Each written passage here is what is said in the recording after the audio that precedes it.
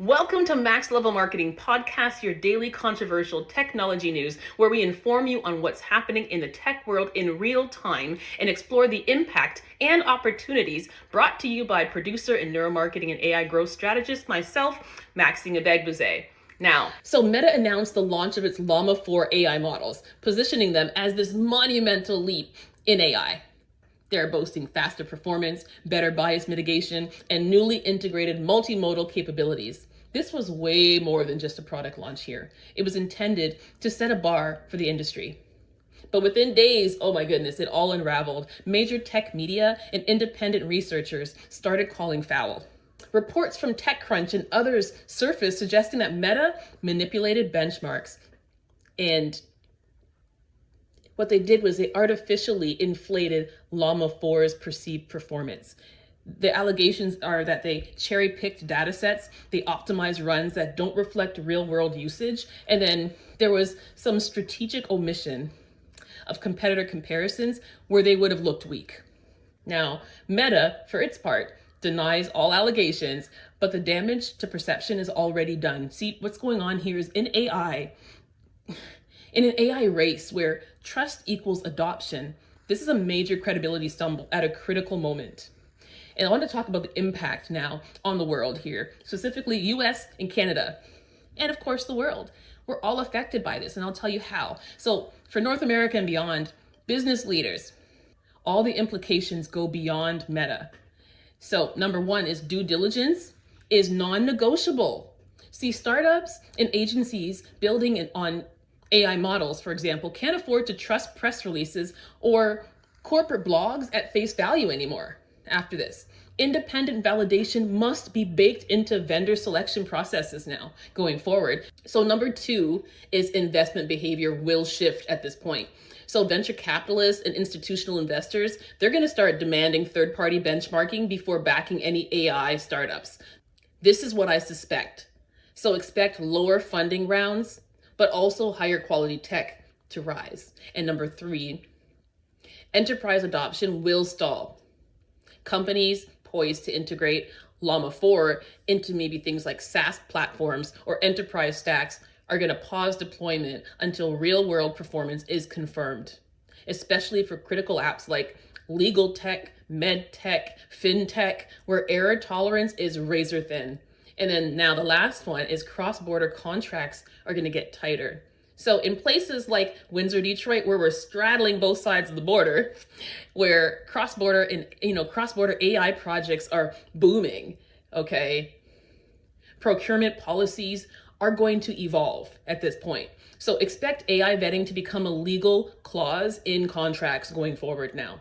So what's the bottom line? Well, the bottom line is that when stakes are high like this, good enough marketing no longer sells a tech product. Performance proof will be the new price of admission. I want to talk about the effects in the Windsor, Detroit area a little bit more localized, because locally, this hits even harder in many ways. So AI startups in the Windsor, Detroit corridor, especially those relying on LLaMA 2 integrations, are now scrambling to reevaluate their product roadmaps altogether. So the caution for local founders: if your AI narrative is tied too tightly to big tech without independent proof points, you're vulnerable, okay? You're vulnerable. So you want to shift fast and build your own credibility shield. Now, when it comes to branding and marketing, I want to just do a brief analysis. We don't have too much time for that. But Meta's misstep is a textbook branding risk at scale. Okay, they tried to play two brand games at once. Number one was the innovation hero. We're pushing the boundaries of AI. And then number two, the trust anchor. Our models are safer, fairer, smarter. But here's a fatal flaw. You can't claim supremacy and safety without proof. And without third-party validation, the innovation narrative collapses under scrutiny. And the trust narrative, it feels super hollow. So the strategic misses here in their branding and marketing strategy that I see is that they lean too hard on proprietary benchmarks without allowing external validation. And then they underestimated the growing sophistication of the tech-savvy audience who now demands open source performance proof. It's like they conflated speed to market with market readiness. And so auto tech and smart mobility projects, I mean, these sectors deeply woven into Windsor, Detroit's innovation economy, they may experience project delays if vendors can't prove AI robustness. Okay. And then talent mitigation risks. So AI credibility issues at big tech could accelerate the mitigation of, top AI talent away from large players into small, specialized AI firms. This is an opportunity, a massive opportunity for local companies to poach elite engineers at this point. Man, if Meta is smart, here's a brand recovery playbook here. Right now, immediately get into independent third-party audits of LLaMA 4. Number two, you want to have some public roadmap transparency around model tuning practices. And then also, you want real world case studies from respected critical users, not handpicked friends. So the lessons for other brands in this right now is credibility is a product feature now.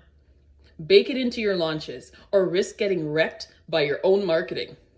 The psychological tactics, I want to talk about that too as well, because there's a few here that they did. So one was anchoring bias. So by initially blasting performance numbers without actual full context, Meta, they anchored early adopters to believe LLaMA 4 was best in class before real scrutiny even started. And then the social proof play, the strategic leaks, the influencer seeding, the blog rollouts, they tried to manufacture consensus before authentic grassroots validation could even form. And then they also used the FOMO, the fear of missing out. So urging developers to start building on LLaMA 4, hinting at competitive advantages if they got in early. Oh, that backfired so badly. So the danger in these tactics is that once the anchor cracks, once FOMO backfires, you don't just lose this product cycle, you risk burning bridges with your future adopters, integrators, and investors. The psychological manipulation without delivering actual value always comes home to roost, flat out.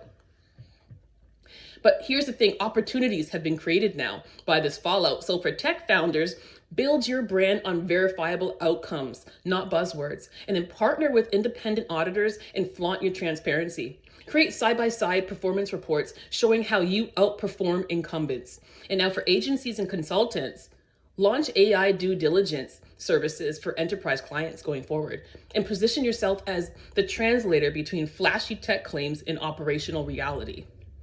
And also, another thing agencies and consultants can do is you can teach procurement teams how to audit AI vendors properly.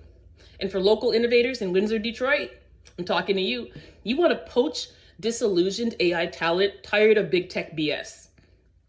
Launch proof first platforms that restore trust in enterprise grade AI. And then focus on ethical AI development. Build with auditable transparency baked in. So the conclusion here, let's get to the conclusion. So Meta's LLaMA 4 launch should be a wake-up call for everyone in the tech industry. This is more than a story about benchmarks that were doctored. It's about the future of trust in the AI economy. If you're building, buying, or betting on AI right now, the rules have changed. Third-party proof, first-party hype. Credibility is greater than speed.